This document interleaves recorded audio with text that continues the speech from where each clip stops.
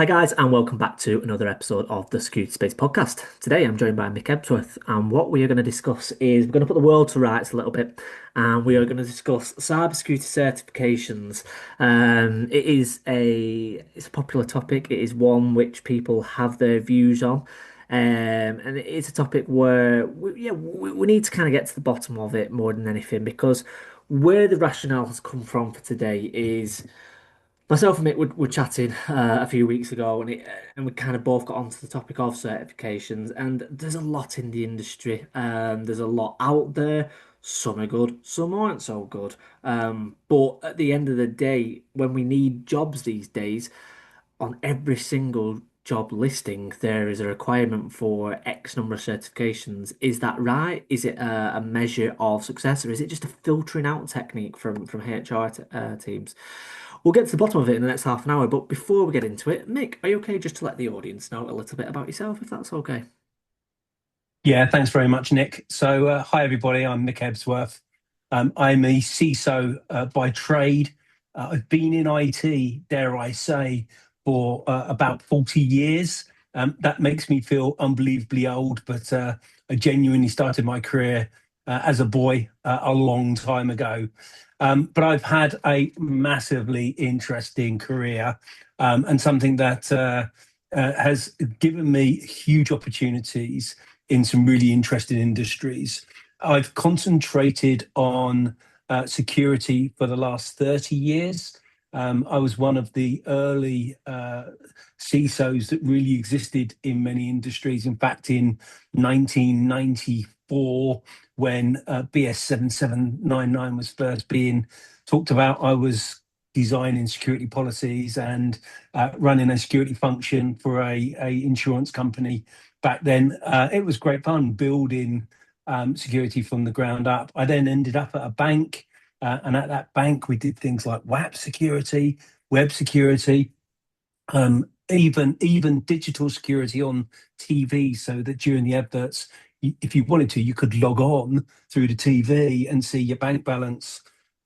Truly early days e-commerce stuff, early days omni-channel considerations around how do you make it feel in the same kind of way for the customer.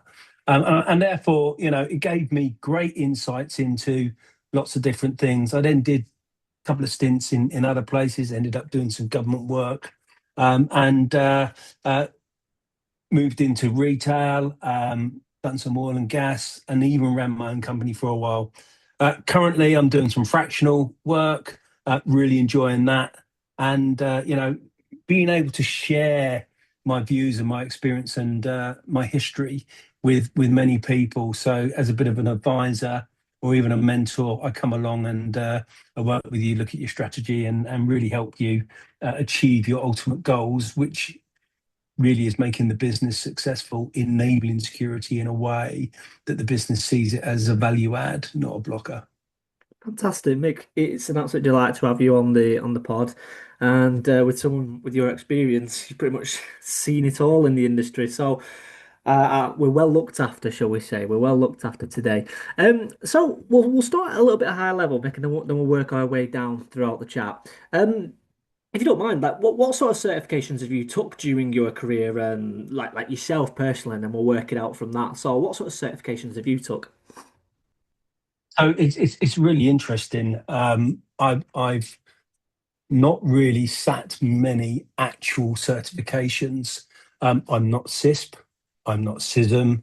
I've done a few technical certifications, but not something that would set you in good stead for finding roles that say you must be CISP or you must be CISM. And those things I think are really valuable, really interesting, and equally can be quite challenging.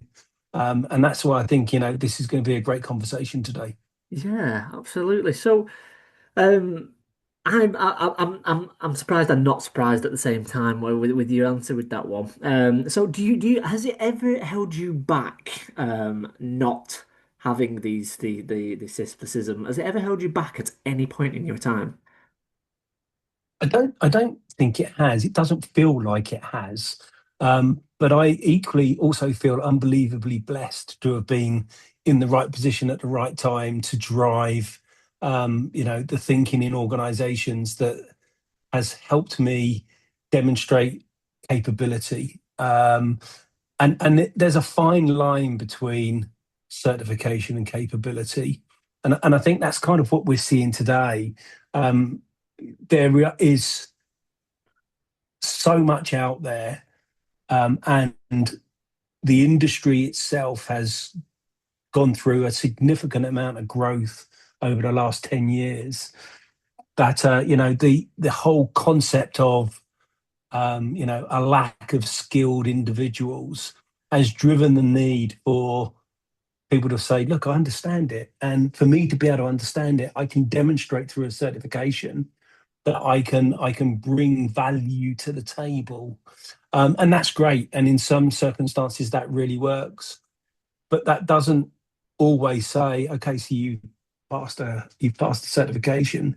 Can you really think about it from a business perspective and drive the business engagement that's needed? Because sometimes experience can play alongside certification in a good way.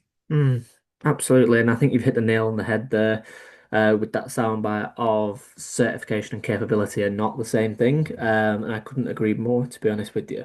And to kind of flip that a little bit in the sense of, would you ever? It sounds like you've not took these certifications because you haven't felt a need to, and then because you've kind of already been in the positions where you've gained the experience which the exams are trying to teach you. So therefore, it's kind of like deems them a little bit redundant, if that makes sense. So would you say that the exams are more designed for people to as like a passing criteria as opposed to actually providing the knowledge, or am I being a little bit too one-sided with that question? I think you've asked a good question in the sense of, are you being one-sided? As you said at the start, this is a really hot topic at the moment, Mm. and a lot of people have many opinions about it. Um, there's no such thing as a wrong or right opinion. Okay. When you look at recruitment agencies, one people go on LinkedIn, they see jobs advertised, you know, and you quite quickly see over 100 people have applied for this role, and that causes um, an interesting challenge for the recruiters. How do we how do we pick the people that are going to be able to deliver what we're looking for? And I think there's two or three things to that. Firstly, there's the has this person got the skill?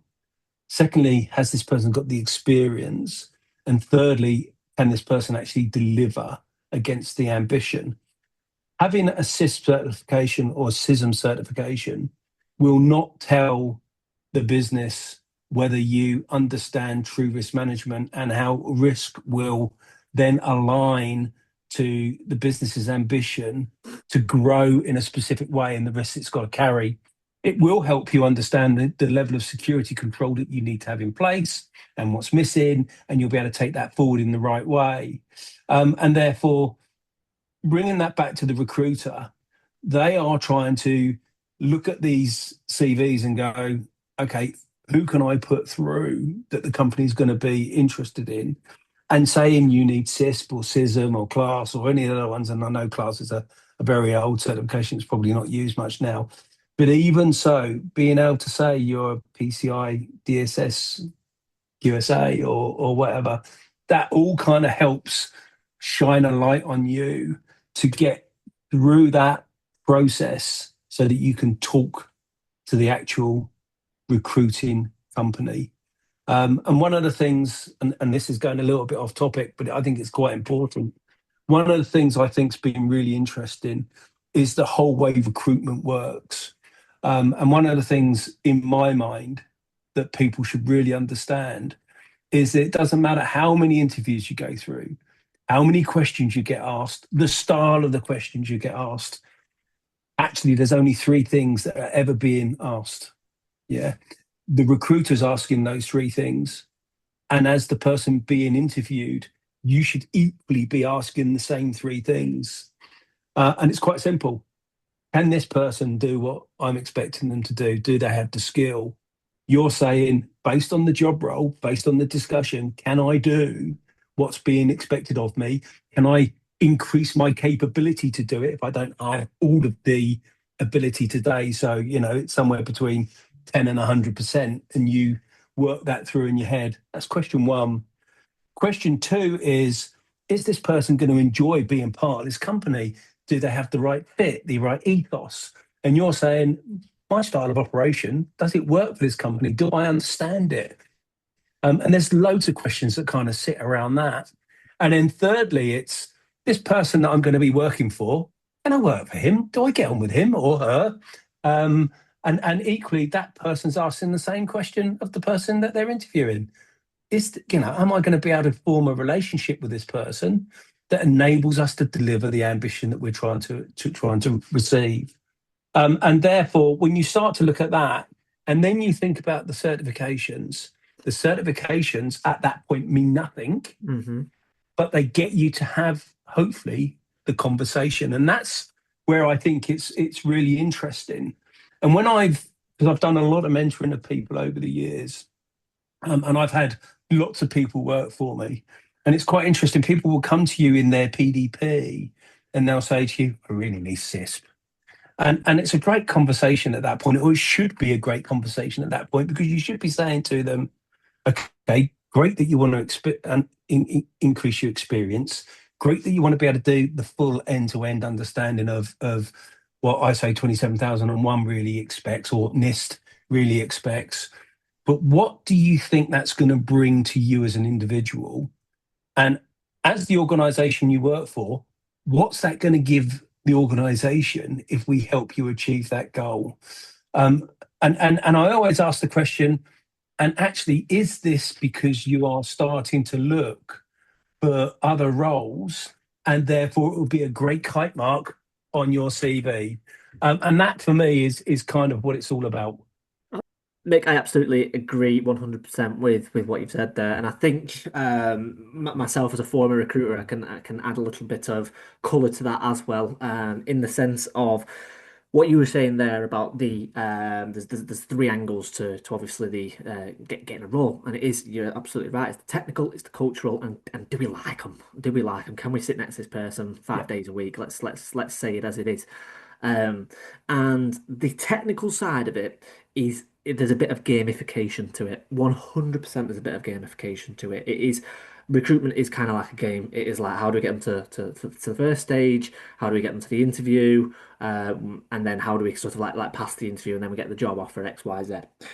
Now, in terms of the actual sort of gamification of the first part of it, in terms of actually getting the interview, so you're going from CV send to interview.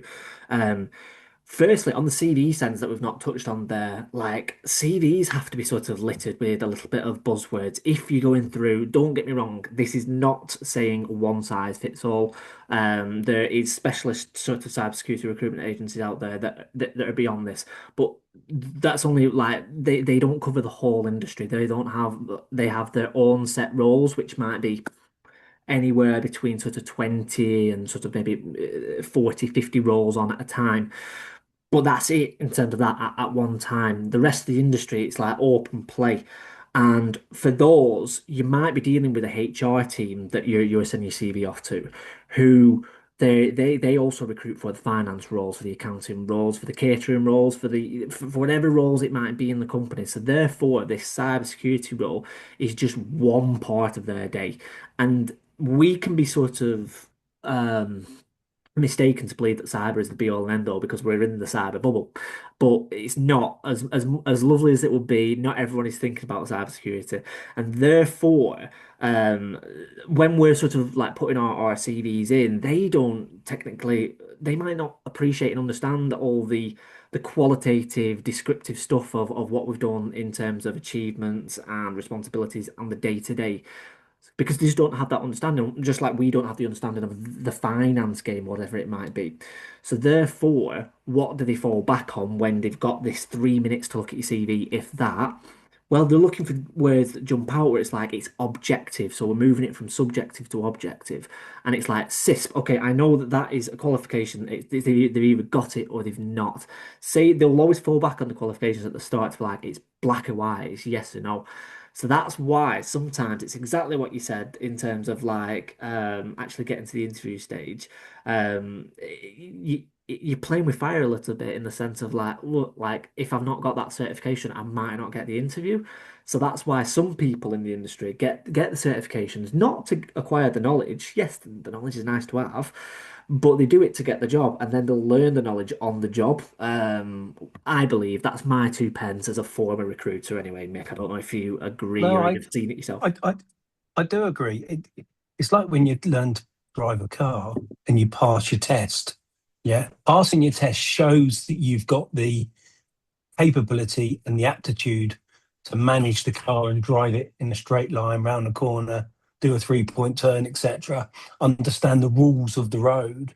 Um, but in reality, you don't really learn to drive until you've passed. And you then start to build experience of how other drivers drive, what you can do, what the car can do, what road conditions mean, how you read the road in different ways. And it's only through experience that that occurs.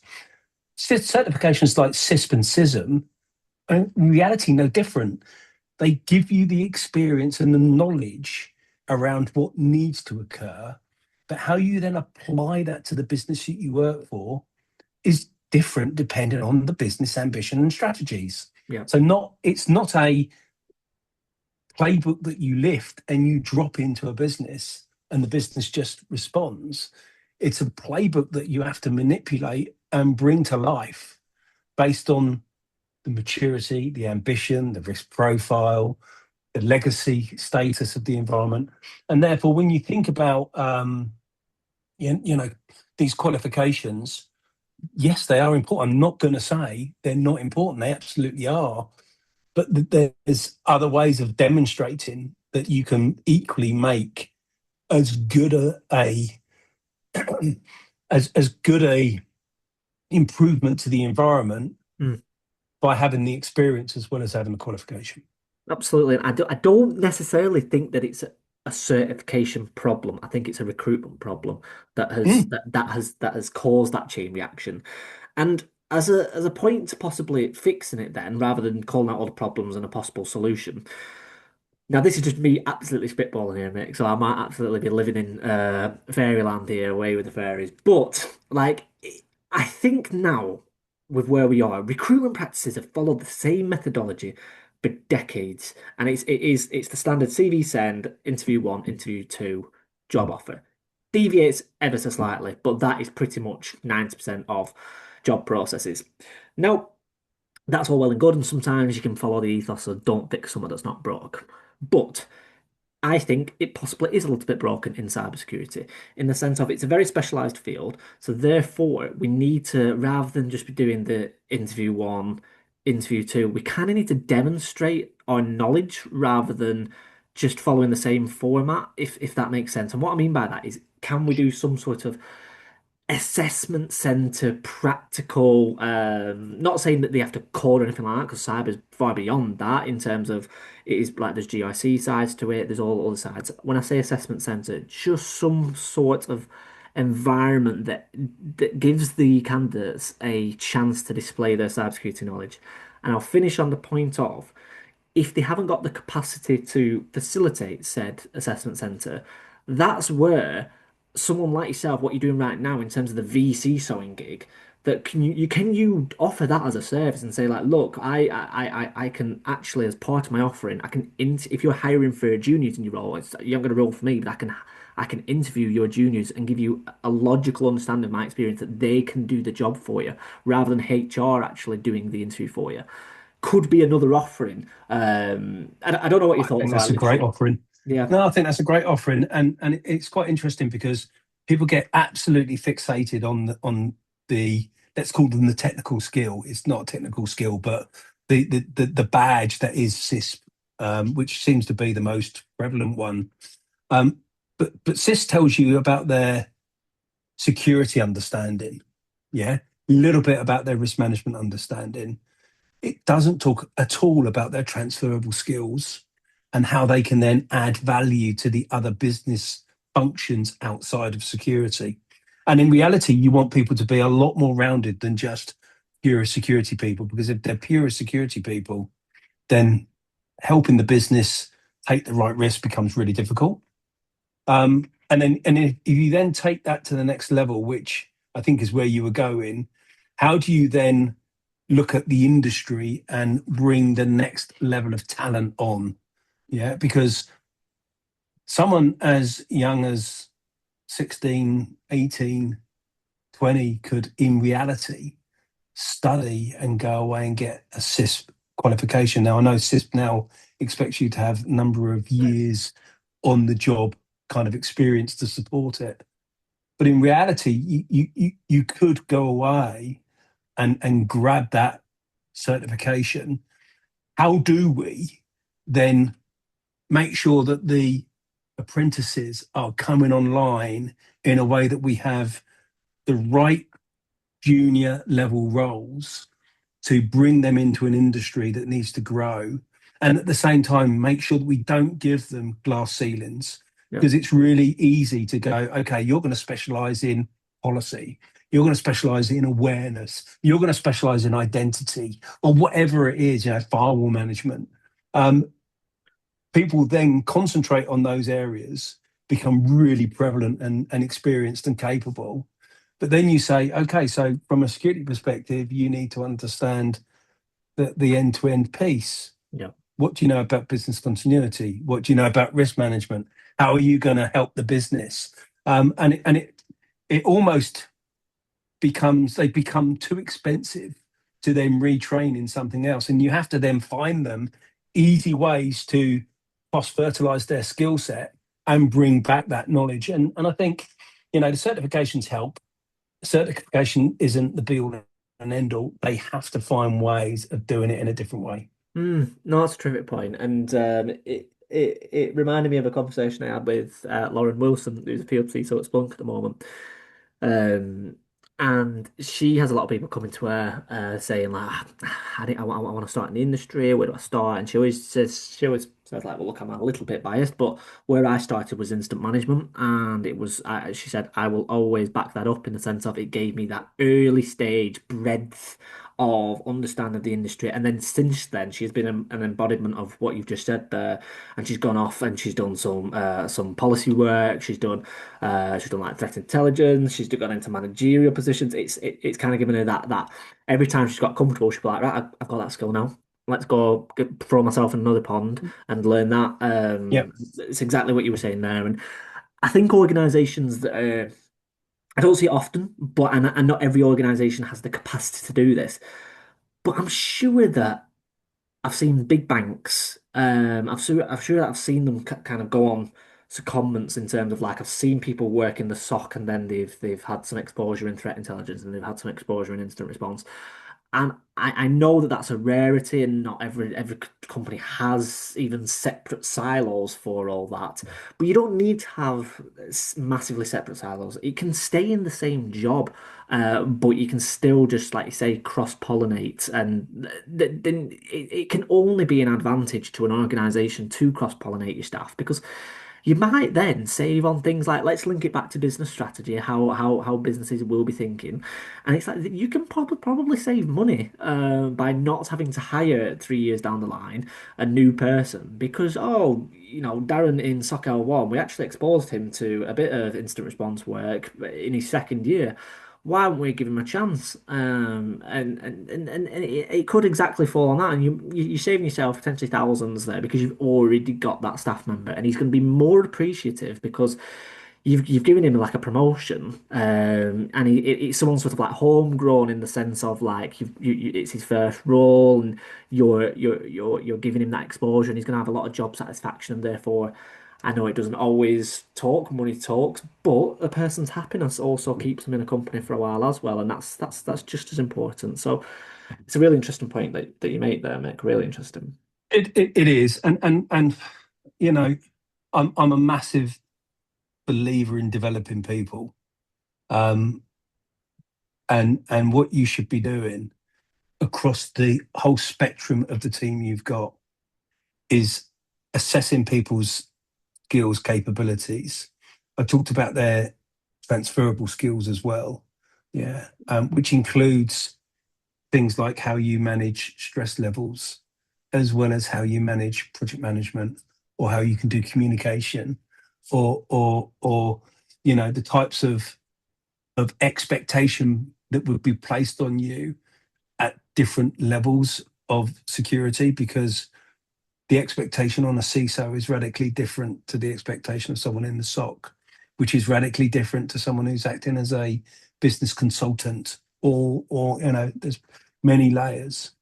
And it's about sitting down with people in a genuine, honest way and talking about their ambitions, their expectations, their growth needs, and how you bring all of that into not just an individual's PDP, but a function set of PDPs to go, and this is going to be the maturity of the function in 2 years based on the people we've got and how we're going to grow them.